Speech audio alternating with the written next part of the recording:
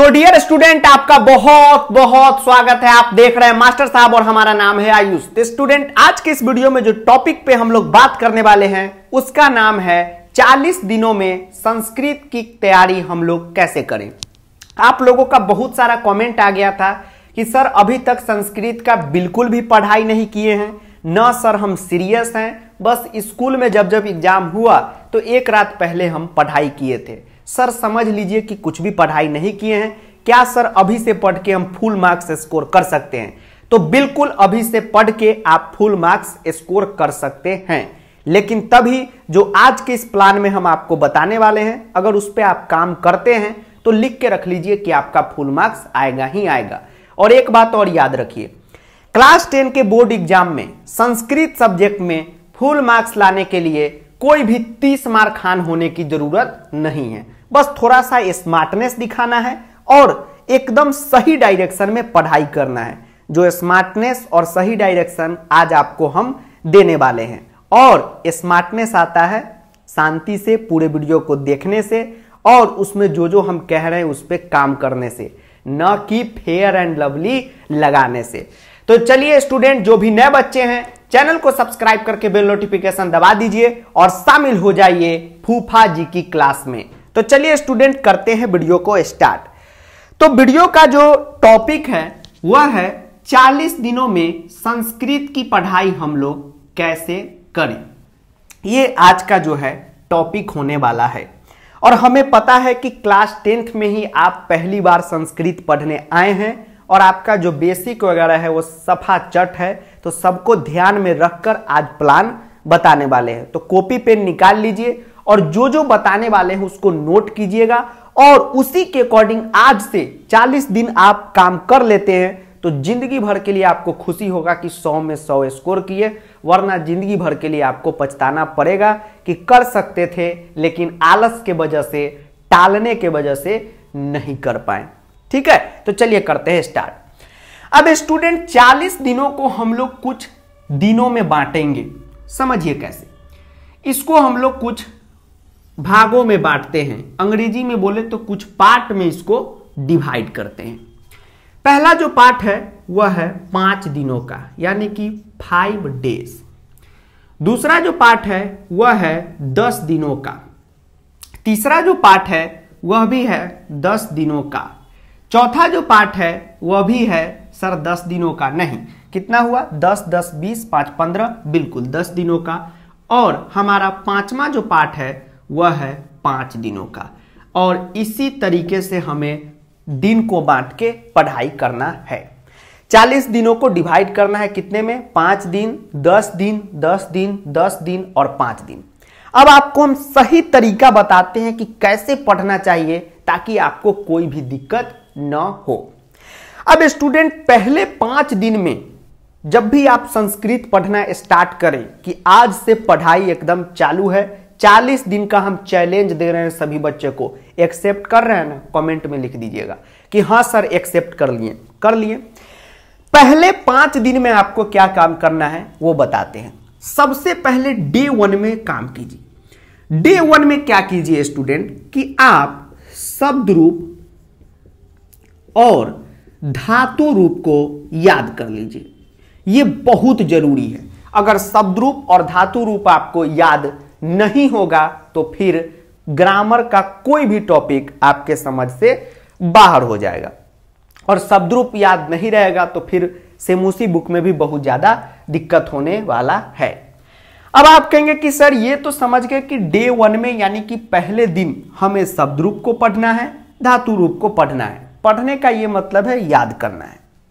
अब आप कहेंगे कि सर ये तो समझ गए, सर ये बता दीजिए कि कौन कौन सा शब्द रूप याद कर लें। तो उसकी टेंशन आप बिल्कुल भी मत लीजिए। जितना क्लास 9th के सिलेबस में शब्द रूप है उतना मिनिमम याद कर लीजिएगा तो आपका काम हो जाएगा। अब आप कहेंगे सर 9th वाला कहां मिलेगा? तो टेंशन नहीं लीजिए, उसका एक पीडीएफ बना के हम आपको दे देंगे। तो शब्द रूप याद करने में आपको आधा से घंटा से लेके 45 मिनट का टाइम लग सकता है। उसके बाद आता है धातु रूप। तो धातु रूप क्या होता है स्टूडेंट? देखने में तो बहुत ज्यादा है लेकिन होता है बहुत सिंपल। क्योंकि अगर आप धातु रूप को समझेंगे तो धातु रूप का दो टाइप होता है। जैसे फिल्म का होता है ना पार्ट 1 पार्ट 2, तो धातु रूप का दो पार्ट होता है, एक आत्मनेपदी एक परस्मैपदी। तो दोनों का फॉर्मेट याद कर लीजिएगा, उसके बाद जितना धातु है ऑटोमेटिक आपको याद हो जाएगा।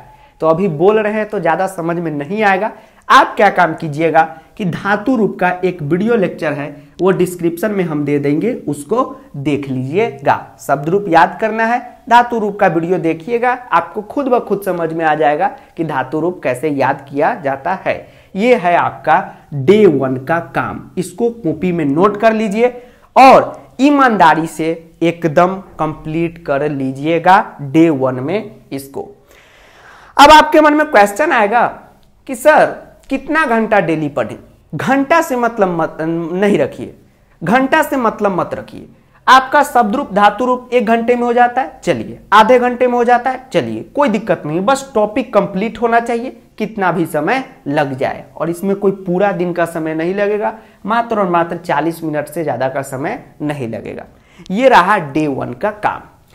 अब आपको बताते हैं डे 2 का काम क्या है, क्योंकि यह बेसिक है, ये क्लास 9th में ही पढ़ना था, 8 में ही पढ़ना था। शब्द रूप धातु रूप तो क्लास 6 से ही शुरू हो जाता है, और यही दोनों आपको नहीं आता है, इसलिए आपको पत्र चित्र अनुवाद सब में दिक्कत होता है, इसलिए यह जरूरी है।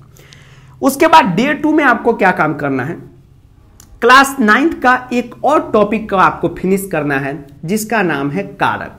होता तो ये क्लास 10 के भी सिलेबस में है, लेकिन सिलेबस में लिखा नहीं रहता है। लेकिन बिना कारक पढ़े हुए न आप अनुवाद सही बना सकते हैं, न वाच्य सही बना सकते, न शुद्धि सही बना सकते, पत्र आपका बार बार गलती होता है क्योंकि कारक का जानकारी आपको नहीं है। तो कारक का आप क्या काम करिएगा, कंप्लीट करिएगा। अब कारक कंप्लीट करने के साथ साथ, कारक के साथ साथ एक आप क्लास 9th में नाम सुने होंगे उपपद विभक्ति, जो क्लास 10 में जानना बहुत ही ज्यादा जरूरी है। तो इस दोनों टॉपिक का, कारक और उपपद विभक्ति का, एक वीडियो का लिंक हम डिस्क्रिप्शन में दे देंगे, आप उसको देख लीजिएगा। जैसे ही आप कारक को कंप्लीट कीजिएगा डे 2 में, 50% आपका बेसिक कंप्लीट हो चुका होगा। ये आपका क्या था, डे 2 का काम था। इसमें कोई भी क्वेश्चन करने की जरूरत नहीं है, क्योंकि कारक से क्लास 10 में कोई भी क्वेश्चन नहीं आता है, जबकि ग्रामर के हर टॉपिक में, जो भी क्लास 10 में ग्रामर का टॉपिक है, उसमें कारक का यूज होता है, समास में भी होता है, इसलिए बहुत इंपॉर्टेंट है। ठीक, इसको ये मत समझिए कि क्लास 9th का है तो छोड़ देते हैं। कारक खत्म हो जाएगा आपका तो क्लास 10 में मजा आ जाएगा, ये बात आप ध्यान में रखिए। अब हम लोग चलते हैं डे 3 में, यानी कि डे 3 में, डे 4 में और डे 5 में। अब डे 3, डे 4, डे 5 में आपको क्या काम करना है, इसमें आपको पढ़ना है अनुवाद। अच्छा सर, अब अनुवाद कैसे पढ़ना है वो आपको हम बताते हैं। डिस्क्रिप्शन में आप जाइएगा तो आपको एक प्लेलिस्ट मिलेगा अनुवाद का, जिसमें टोटल 9 वीडियो है, छोटा छोटा वीडियो है, कोई 40 मिनट का है, अक्सर सभी वीडियो 26 से 30 मिनट के हैं। तो आप 3, 4, 5 ये 3 दिन में आप अनुवाद को पूरा कंप्लीट कर लीजिएगा उस प्लेलिस्ट से। आपके मन में डाउट उठ रहा होगा कि सर अनुवाद में तो हमको बालक पढ़ता है, ये भी मतलब सर नहीं बनता है, तो आप टेंशन नहीं लीजिए, बहुत ही 0 लेवल से अनुवाद पढ़ाए हैं, क्योंकि हमको पता है कि क्लास 9th 10th का आपको कुछ भी नहीं आता है, बालक शब्द भी नहीं आता है, ये मान के अनुवाद पढ़ाए हैं, इसको क्लियर कर लीजिएगा। ये था आपके पहले फेज, यानी कि पहले 5 दिन का काम, और ये करना बहुत ही ज्यादा जरूरी था, क्योंकि ये आपका ठीक नहीं रहेगा तो फिर आगे का काम आपको कुछ भी समझ में नहीं आएगा। तो पहले 5 दिन का काम नोट कर लीजिए और आप प्रॉमिस कीजिए कि आप इसको कंप्लीट कर दीजिएगा। आपके पापा बहुत मेहनत से पैसा कमा के और स्कूल वाला को दे रहे हैं, क्योंकि सीबीएसई का स्कूल तो लूटने के लिए बैठा हुआ है, क्या देखते हैं कितना फी लेता है। तो पापा जी बहुत मेहनत से आपको दे रहे हैं, तो आपका भी फर्ज बनता है कि आप बेहतर पढ़ाई करें। तो पहले 5 दिन में ये काम आपको कंप्लीट करना है। ये रहा फेज 1 का काम। अब चलते हैं फेज 2 पे। अब स्टूडेंट फेज 1 का काम आपका कंप्लीट हो गया, तो अपने कॉपी में ऐसे इसको क्रॉस कर दीजिएगा। अब आइएगा आप फेज 2 पे। अब फेज 2 में जो टॉपिक आपको पढ़ना है वह है व्याकरण। अब व्याकरण में भी कौन टॉपिक आपको पढ़ना है वो बताते हैं। देखिए स्टूडेंट, व्याकरण में सबसे पहला जो आप टॉपिक पढ़िए डे 1 में, उसका नाम है समय लेखनम, यानी कि घटिका। अब आप कहेंगे कि सर घटिका तो हमें याद है, घटिका क्यों पढ़े? पढ़ना जरूरी है, क्योंकि हमारे यहाँ एक कहावत है कि सावधानी हटी और दुर्घटना घटी। तो घटिका में भी बहुत सारे स्टूडेंट गलती कर रहे हैं, कैसे चतुर्बाद में लिखना है, कैसे सार्ध लिखना है, तो वो सब आप सही कर लीजिएगा। एक दिन आप घटिका को दीजिए ही दीजिए डे 1 में। उसके बाद डे 2 में आपको संधि पढ़ना है। डे 2 में आपको क्या पढ़ना है? संधि पढ़ना है। इसको नोट करते चलिए, ठीक है। आपको डे 2 में संधि पढ़ना है। डे 3 में भी आपको संधि ही पढ़ना है। अब आप कहेंगे सर इसमें 2 दिन का समय क्यों दिए? क्योंकि इसमें इस बार थोड़ा सा सिलेबस बढ़ाया गया है। तो आपको अब क्या करना है, संधि का प्लेलिस्ट डिस्क्रिप्शन में है, वहां से आप पढ़ लीजिएगा और क्वेश्चन टेलीग्राम पर है, क्वेश्चन को कर लीजिएगा। अब आपका डाउट ये था कि सर संधि तो जोड़ हम लेते हैं, सर संधि हमको तोड़ने में दिक्कत होता है। तो उसका टेंशन नहीं लीजिए, तोड़ने का एक ट्रिक वीडियो हम बना देंगे। उसके बाद ये भी टॉपिक आपका बहुत ही ज्यादा इजी होने वाला है। तो डे 3 तक आपको क्या करना है? संधि को कंप्लीट करना है। उसके बाद जो भी नए बच्चे उनको बता देते हैं कि स्टूडेंट जितना भी टॉपिक यहाँ पे हम लिख रहे हैं वो टॉपिक एकदम जीरो लेवल से, जीरो लेवल तो छोड़िए, एकदम माइनस लेवल से पढ़ा रहे हैं, फिर जीरो पे ला रहे हैं और फिर ऊपर ले जा रहे हैं। मतलब हर टॉपिक बहुत अच्छे ढंग से हम पढ़ा चुके हैं, जिसका डिस्क्रिप्शन में प्लेलिस्ट और वीडियो का लिंक हम दे देंगे। तो आप वहीं से पढ़ाई कीजिएगा, क्योंकि स्कूल ट्यूशन में बार बार समझ में नहीं आता रहता है और टीचर एक बार पढ़ाने के बाद दोबारा नहीं पढ़ाते हैं। यूट्यूब पे क्या है कि आप एक चीजों को 10 बार अपने अकॉर्डिंग पढ़ सकते हैं। और आप पढ़ाई कर रहे हैं और जो भी आपको दिक्कत हो आप हमसे बेझिझक कमेंट में भी पूछ सकते हैं, ठीक है। टेलीग्राम पे भी मैसेज कर सकते हैं, उसके बाद इंस्टाग्राम पे भी मैसेज कर सकते हैं। या अब आपका बेसिक इतना मजबूत हो जाएगा पहले 5 दिन के बाद ही कि इसमें कोई दिक्कत नहीं होगा। और छोटा मोटा दिक्कत हो तो आप अपने स्कूल के टीचर से पूछ सकते हैं, संस्कृत का ट्यूशन पढ़ते होंगे वहाँ पूछ सकते हैं, ठीक है। ट्यूशन नहीं लगाए हैं तो आप हमारे साथ प्रो बैच में ज्वाइन करके प्रो बैच में ट्यूशन ले सकते हैं, ठीक है। और प्रो बैच के एक फुल डिटेल वीडियो बना दिए जिसकी लिंक डिस्क्रिप्शन में है। कोशिश कीजिए कि सभी बच्चे ज्वाइन करें, उससे क्या होता है कि आपका बहुत ही ज़्यादा बेनिफिट होता है, ठीक है। तो उसको ज्वाइन कीजिएगा। डे 3 में आपको ये काम करना है। उसके बाद स्टूडेंट डे 4 में आपको क्या काम करना है और डे 5 में वो आपको हम बताते हैं। डे 4 और डे 5 में आपको वाच्य का वीडियो देखना है, ठीक है। वाच्य को कंप्लीट करना है चौथे दिन और 5वें दिन। अब वाच्य में आपको बता देते हैं क्या करना है। वाच्य में पुराना वाला जो वीडियो है अपना उसको मत देखिएगा, क्योंकि वह पिछले पैटर्न पे है। इस बार के पैटर्न पे नया वीडियो यूट्यूब पे नहीं होगा। इसके अलावा वही वीडियो को देखिएगा जिसका लिंक हम डिस्क्रिप्शन में दे देंगे। इस बार के पैटर्न के अकॉर्डिंग है वाच्य का, तो वो वीडियो आप देखिएगा चौथे दिन और 5वें दिन। उसके बाद डे 5 to 6 में आपको क्या काम करना है? अशुद्धि संशोधन को पढ़ना है। अब देखिए स्टूडेंट, अशुद्धि संशोधन जो है वो कोई भी टॉपिक नहीं होता है। अब आप कहेंगे सर कैसे? तो अंग्रेजी में आप एक टॉपिक पढ़ते हैं एरर करेक्शन, पढ़ते हैं ना? जी सर। तो उसमें क्या होता है, ग्रामर का आपको सारा नॉलेज रहता है तो बन जाता है। तो अनुवाद आपका ठीक हो गया, वाच्य आपका ठीक हो गया, तो अशुद्धि फटाफट बन जाएगा। शब्द रूप आपको आ रहा है, फटाफट अशुद्धि बन जाएगा। तो 5वें और 6ठे दिन आप क्या काम कीजिएगा? अशुद्धि का प्रिपरेशन कीजिएगा, अशुद्धि संशोधन का। कोई दिक्कत यहां तक में? No sir. अब आपको क्या काम करना है? अभी पढ़ाई को स्टॉप कर देना है। अब आप कहेंगे सर कैसे? अब आपको बताते हैं कि डे 7, 8, 9 और 10 में आपको क्या काम करना है। देखिए स्टूडेंट, इन दिनों में आपको क्या काम करना है? जितने भी टॉपिक अभी आप पढ़े हैं उसका फिर से रिवाइज करना है और हम टेस्ट पेपर टेलीग्राम पे दे देंगे, उसको लगा लीजिएगा। क्योंकि ऐसा नहीं होगा कि आप पढ़ते रहिए और पीछे का भूलते रहिए, फिर गड़बड़ हो जाएगा। जब सब कुछ आपके दिमाग में फटाफट चलता रहेगा तो मजा आ जाता है। तो ये हम 4 दिन का समय इसलिए दिए ताकि आप इसमें क्या काम करें, पूरा का पूरा एक बार 2 दिन बैठ के रिकैप करें और 2 दिन क्या दें, टेस्ट दें। अब आप कहेंगे कि सर आप कुछ ज्यादा दिन दे दिए हैं, तो इसलिए भी दे दिए कि मान लीजिए कि एक दिन किसी कारण बस आपको पढ़ाई न करना पड़े इसमें, या स्कूल आपको कुछ ज्यादा ही होमवर्क दे दे तो आप इसको एक दिन नहीं पढ़े, तो उसका बैकलॉग इन्हीं दिनों में आप कंप्लीट कीजिएगा।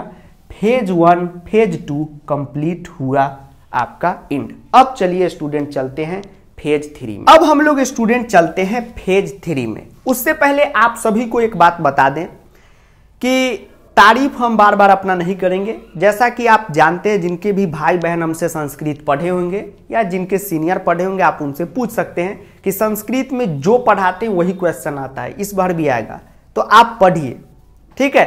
और आप सभी के लिए फ्री सैंपल पेपर हम टेलीग्राम पे आपको 2-4 दिन के अंदर देने वाले हैं। उस पर काम हम पूरा कंप्लीट कर लिए हैं, तो कोई भी पब्लिकेशन का सैंपल पेपर नहीं लीजिएगा। आपको हम जो सैंपल पेपर दे रहे हैं फ्री ऑफ कॉस्ट, वही बनाइएगा, वो काफी है आपके लिए, ठीक है। अब स्टूडेंट आपका 2 फेज का काम कंप्लीट हुआ, इसको खत्म कर दीजिए। अब आइएगा आप तीसरे फेज में। अब तीसरे फेज में क्या काम करना है, ग्रामर तो आपका एंड हो चुका है। सर कहां हुआ, पूरा सिलेबस नहीं हो पाया, जितना हुआ उतना ही पे स्टॉप करना है। अब तीसरे फेज में आपको क्या काम करना है, सेमूसी बुक पे फोकस करना है। अब सेमूसी बुक का पढ़ाई आप कैसे कीजिएगा वो आपको बताते हैं।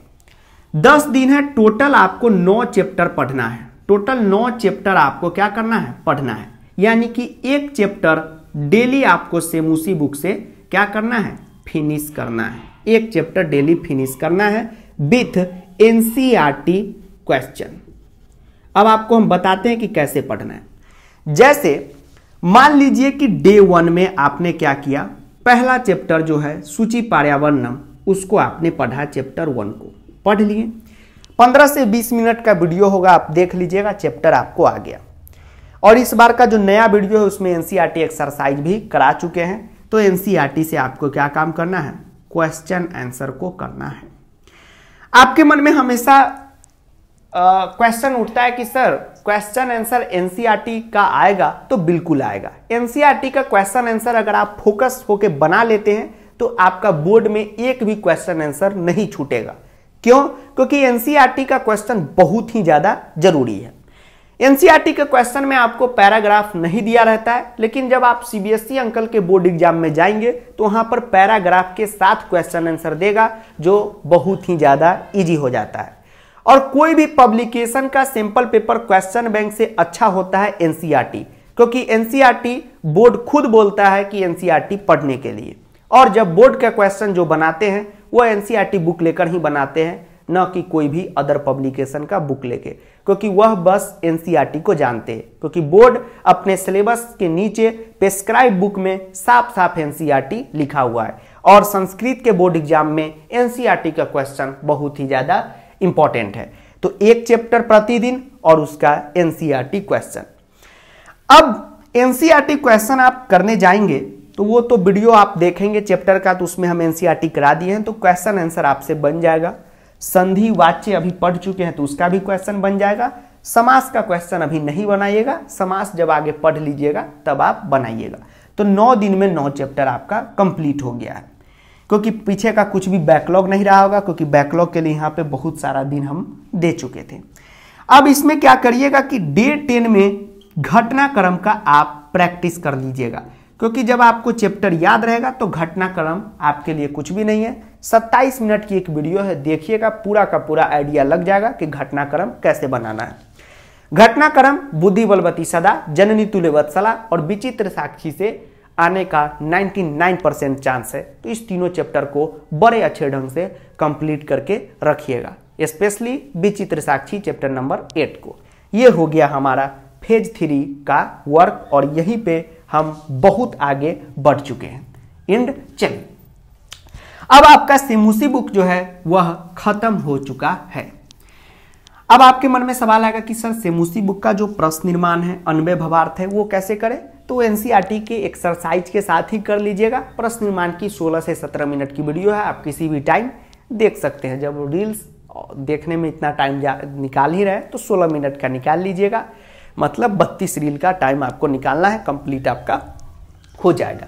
ये हुआ फेज आपका 3 का काम, इतना काम आपको करना है। अब आइए फेज 4 पे, यानी कि चौथे पार्ट में आपको क्या काम करना है।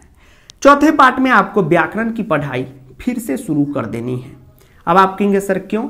तो अब जो रेस्ट व्याकरण का टॉपिक आपको बच गया है उसको आप लोग कीजिएगा। क्या कीजिएगा वो आपको हम बताते हैं। डे 1 में लेके डे 3 तक आप क्या काम करेंगे? समास की पढ़ाई करेंगे। ये 3 दिन आप समास पढ़िएगा। समास में आप सभी को बहुत ज्यादा दिक्कत हो रहा है। कोई भी स्कूल का टीचर कितना भी समझा रहा है आपको कुछ भी पता नहीं चल रहा है, क्योंकि स्कूल के टीचर क्लास 8, 7, 6 और 9th का कॉन्सेप्ट नहीं बताते हैं 10th में, जो बहुत ही बुरी बात है, उनको बताना चाहिए। तो हम तो बुरे टीचर नहीं हैं, तो हम बता चुके हैं। समास का जो पुराना लेक्चर है उसको मत देखिएगा।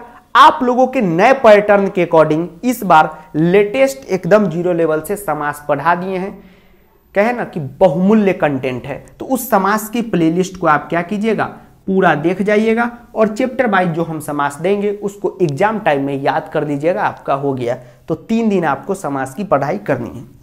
उसके बाद डे 4 से लेके डे 5 यानी कि 2 दिन आपको प्रत्यय की पढ़ाई करनी है। ये ग्रामर का रेस्ट टॉपिक है। जो भी टॉपिक हम बोल रहे हैं उसका वीडियो लेक्चर आप देख लीजिएगा। समझ में नहीं आए तो आप हमारा व्हाट्सएप नंबर लिख लीजिए 80 511 49 583 पे मैसेज कर दीजिएगा। 1 दिन 2 दिन लेट लग जाएगा मैसेज में तो टेंशन नहीं लीजिएगा। मैसेज का संख्या बहुत ज़्यादा रहता है तो धीरे धीरे ही सबका रिप्लाई देते हैं, आपका भी दे देंगे। कोशिश कीजिएगा जितना भी डाउट प्रॉब्लम है एक ही बार में आप मैसेज कर दे, ताकि आपका मैसेज देखे तो सारा चीज़ क्लियर कर दे। उसके बाद आप क्या काम कीजिएगा स्टूडेंट कि डे 6 में और डे 7 में आप अव्यय की पढ़ाई कीजिएगा। अव्यय का एक अभी लेटेस्ट लेक्चर बना है, उसी को देखिएगा। न्यू पैटर्न का लेक्चर है। अव्यय में क्या है कि सारा का सारा वीडियो में अव्यय बताए हैं उसको याद कर लेना है। और जब भी आप सेमुसी बुक का पढ़ाई करें तो उसमें जितना भी बीच बीच में अव्यय आए उसको भी याद करना है। तो ये बात अभी हम क्या बोले हैं शायद आपके समझ में न आया हो। जब आप अव्यय का आप लेक्चर देखेंगे तो गारंटी है कि आपके समझ में आ जाएगा। ये हो गया कंप्लीट समास, प्रत्यय, अव्यय।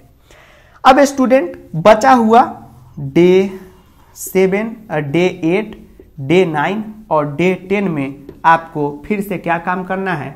टेस्ट अटेम्प्ट करना है और रिवीजन करना है सेमुसी बुक का और ये ग्रामर के टॉपिक का। लेकिन इन 3 दिनों में फोकस आपका ज़्यादा से ज़्यादा सेमुसी बुक का पे रहना चाहिए। और टेस्ट में अभी आपको जो हम सैंपल पेपर देने वाले हैं उसी को लगाइएगा, वो ज़्यादा बेनिफिशियल आप सभी के लिए रहेगा। अब आपका हो चुका है ये भी समाप्त। अब हम लोग चलते हैं अपने लास्ट 5 दिनों पे। अब 35 दिन का काम हम लोग कर चुके हैं। 35 बोले तो 35। संस्कृत अभी से पढ़ना बहुत ज़्यादा जरूरी है। इसके पीछे का कारण ये है कि अगर अभी से आप नहीं पढ़ेंगे तो फिर गड़बड़ हो जाएगी, क्योंकि सिलेबस इस बार सीबीएसई आप लोगों के लिए बहुत ही ज़्यादा बड़ा कर दिया है। पहले भी 80 नंबर का एग्जाम होता था लेकिन इतना सिलेबस नहीं रहता था। इस बार कुछ चैप्टर भी ऐड किए गए हैं और ग्रामर में भी बहुत सारा ग्रामर ऐड किया गया है। जैसे समास में बहुब्रीहि, द्वंद्व पहले नहीं आता था, इस बार उसको ऐड किया गया है। सेमुसी बुक में भी चैप्टर 12 पहले नहीं आता था, उसको इस बार ऐड कर दिया गया है। तो टॉपिक की भी जो नंबर है उसको बढ़ा दिए गए हैं, तो पहले से ही रेडी रहना जरूरी है। क्लास 10 का बोर्ड एग्जाम आप देने जाएंगे स्टूडेंट। मान लीजिए कि आपके मैथ में फुल मार्क्स आ गए, 100 आ गए, आपके साइंस में 100 आ गए, लेकिन वहीं पे अगर संस्कृत में आपके लास्ट टाइम में आप सोच रहे पढ़ेंगे तो 70 आ जाएंगे, तो आपको बहुत अफसोस हो जाएंगे। इसलिए अभी से ही पढ़ाई करना स्टार्ट कर दीजिए। इसके से ज़्यादा हम यहाँ पे कुछ भी नहीं कहेंगे, क्योंकि आप खुद समझदार है कि क्लास 10 का रिजल्ट आपके लाइफ का 15 साल से आप पढ़ाई कर रहे हैं। आपके जो पिताजी हैं आप पे 15 लाख से ज़्यादा खर्चा कर चुके हैं, आप उनको पहला रिजल्ट देने जा रहे हैं, तो बेहतर होगा, तो अच्छा लगेगा हमें भी, आपको भी, आपके घर परिवार को भी। भले मोहल्ले वाले आपसे हो सके तो जल जाएं, और उनको जलाने में ही तो असली मजा है। तो चलिए अब हम लोग बढ़ते हैं फेज 5 पे। अब देखिए स्टूडेंट, इसमें जो हम लोगों को टॉपिक पढ़ना है वह है डे 1 में और डे 2 में पत्र लेखन। अब आपके सामने है कि सर पत्र लेखन में हमें बहुत ज़्यादा दिक्कत होता है, पत्र लेखन हमारा हमेशा गड़बड़ हो जाता है। लेकिन आपसे प्रॉमिस करते हैं कि अभी तक जितना भी हम काम दिए हैं, शब्द रूप का, धातु रूप का, अनुवाद का, वाच्य का, अशुद्धि का, अगर उतना काम कर लिए होंगे तो आपको पत्र लेखन में दिक्कत नहीं होगा। पत्र लेखन में दिक्कत आपको होता है, इसका यही मतलब है कि आप बचपन से लेके अभी तक जितना भी शब्द रूप, धातु रूप, अनुवाद और संस्कृत ग्रामर के बेसिक टॉपिक थे उनको क्लियर नहीं किए थे, जो आप फेज 1 फेज 2 में क्लियर कर लिए होंगे। पत्र लेखन में आपको कोई भी दिक्कत नहीं होगा, क्योंकि पत्र लेखन का कोई भी कॉन्सेप्ट नहीं है। जैसे घटिका का एक कॉन्सेप्ट है कि 15 मिनट का सपाद लिखते हैं, 30 मिनट का सार्ध लिखते हैं और 45 मिनट का पादोन लिखते हैं, लेकिन पत्र में वैसा कोई भी कॉन्सेप्ट नहीं है। पत्र वही बच्चा पूरा सही बना पाएगा जिसका जो भी ग्रामर का टॉपिक कंप्लीट होगा। तो जैसे ही आप कंप्लीट कर लेंगे, आपका जो ये शिकायत है कि सर पत्र हमसे नहीं बनता है, वह दूर हो चुका होगा। तो ये है डे 1 से 2 का काम। अब आपको बताते हैं डे 3 में आपको क्या काम करना है। डे 3 में आपको प्रैक्टिस करना है चित्रलेखन का। चित्रलेखन की एक छोटी सी वीडियो है, उसको देख लीजिएगा। उसके बाद चित्रलेखन में पूरे के पूरे नंबर आपके कंफर्म हो जाएंगे। और आप सीबीएसई का सैंपल पेपर भी देखे होंगे। सैंपल पेपर में जो क्वेश्चन था वो हमारे ही चित्र के वीडियो से था। और हर बार सीबीएसई में जितना भी संस्कृत का क्वेश्चन रहता है वो सभी का सभी क्वेश्चन फूफा जी के ही वीडियो से रहता है। आप अपने सीनियर और भाई बहन से पूछ सकते हैं। ठीक, तो चित्रलेखन एक दिन का काम है। चित्रलेखन में दिक्कत इसलिए होता है स्टूडेंट को क्योंकि उनका अनुवाद क्लियर नहीं होता है, क्योंकि 5 लाइन संस्कृत में ही लिखना रहता है और अनुवाद नहीं आएगा तो फिर लाइन लिखने में बहुत ज़्यादा दिक्कत होगा। अब आपका अनुवाद, धातु रूप, शब्द रूप बढ़िया ढंग से हो चुका है तो चित्रलेखन में दिक्कत नहीं होगा। आप एक बार करके तो देखिए जनाब।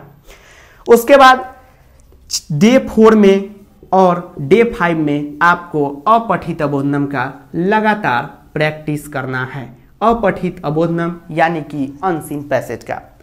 अनसीन पैसेज में आपको क्वेश्चन आंसर लिखने में, भाषिक कार्य में बहुत ज़्यादा दिक्कत होता है, लेकिन वीडियो लेक्चर को देखने के बाद और ये जो फेज 3 में जो आप सेमुसी बुक का क्वेश्चन आंसर का प्रैक्टिस किए हैं, विलोम शब्द को, वर्ड मीनिंग को याद किए हैं, तो विश्वास कीजिए अपठित में भी आपको कोई दिक्कत नहीं होगा। तो 40 दिन अगर आप इसी तरीके से मेहनत कीजिएगा तो आपका जो पूरा का पूरा संस्कृत है वो बहुत अच्छे ढंग से कंप्लीट हो जाएगा। इसमें कभी भी ये मत देखिएगा कि हमें 1 घंटा पढ़ना है, आधे घंटा पढ़ना है, 15 मिनट पढ़ना है। बस ये देखिएगा कि डे 3 का काम हो गया तो आज हम झंडा गाड़ दिए। तो सभी बच्चे को 40 दिन का हम चैलेंज देते हैं। इस चैलेंज को एक्सेप्ट कीजिए और फुल में फुल मार्क्स स्कोर कर लीजिए। और जैसे ही आपका काम हो जाए आप खूब रिवीजन कीजिए, खूब टेस्ट सीरीज लगाइए और आपके लिए क्वेश्चन प्रैक्टिस का भी वीडियो लगातार अब हम लाने वाले हैं, क्योंकि एग्जाम का टाइम आ गया है, तो उसको भी देखिएगा। ठीक है, और जो भी डाउट हो पढ़ने में, बिल्कुल कोई डाउट तो होगा नहीं, लेकिन जितना भी मन में डाउट क्वेश्चन है उस पर तो हम वीडियो बना ही देंगे। लेकिन आप हमसे पूछ सकते हैं, कमेंट में पूछ सकते हैं, इंस्टा पे पूछ सकते हैं, व्हाट्सएप पे पूछ सकते हैं, कहीं भी आप पूछ सकते हैं। या छोटे मोटे डाउट आप अपने स्कूल में भी पूछ सकते हैं या ट्यूशन जाते हैं वहाँ भी पूछ सकते हैं।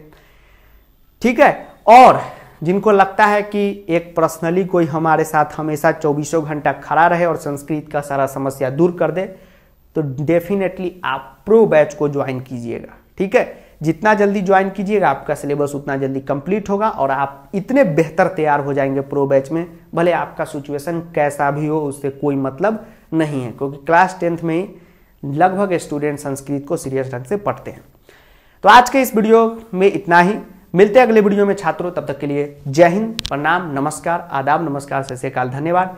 वीडियो को दोस्तों के साथ एक बार शेयर करें, अपने गर्लफ्रेंड बाबू सोना के साथ 2 से 3 बार शेयर करें, मोहल्ले वाले अंकल जी के साथ भी शेयर करें और बिजली घर वालों के साथ भी शेयर करें कि जब संस्कृत का वीडियो रिकॉर्ड हो रहा हो तो लाइट न कटे, ताकि अंधेरा न हो। और अभी लाइट कट चुका है तो अंधेरा काफ़ी हो चुका है। आज के इस वीडियो में इतना ही। लगातार बोलने से हमारी सांसें फूलने लगी है। मिलते हैं अगले वीडियो में। Thank you.